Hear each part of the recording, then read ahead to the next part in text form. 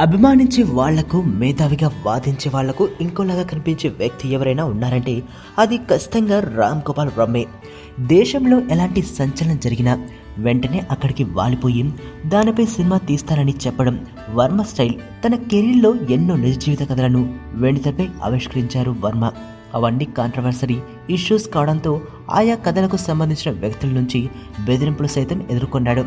గల్లీ దాదాల నుంచి ఏకంగా underworld don Dawood Ibrahim gang వరకు వార్నింగ్లు పొందాడు. రీసెంట్గా గ్యాంగ్స్టర్ నయీం ఎన్కౌంటర్ తెలుగు రాష్ట్రాలను ఒక కుదుపు కుదిపింది. ఇంకేముంది, రాము హైదరాబాద్లో ల్యాండ్ అవ్వడం, వెంటనే నయీం జీవితం మీద సినిమా తీయబోతున్నట్లు, దాన్ని జనవరిలో రిలీజ్ చేయబోతున్నట్లు ప్రకటించడం అన్ని చకచగా జరిగిపోయాయి. ఈ నేపథ్యంలో తనకు నయీం అనుచరుల నుంచి బెదిరింపులు వస్తున్నాయంటూ ట్విట్టర్లో పోస్ట్ చేశాడు. అయినా వర్మ ఇలాంటి వాటికి భయపడే రకం కాదు. రివర్స్లో వాళ్ళు తెలుసుకోవాల్సిన విషయం ఏమిటంటే, నేను నయీంలకే, నయీంని అని నాతో పెట్టుకోకండి అని వార్నింగ్ ఇచ్చాడు వర్మ.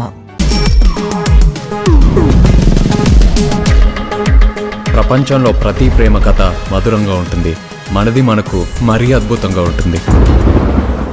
నా ఫీలింగ్స్ ఎక్స్ప్రెషన్స్ అన్నీ పేపర్ మీద రాసి తనకి ఇస్తాను రా. అవసరమా రా ఇదంతా? ఇన్ఫాచ్యువేషన్ రా.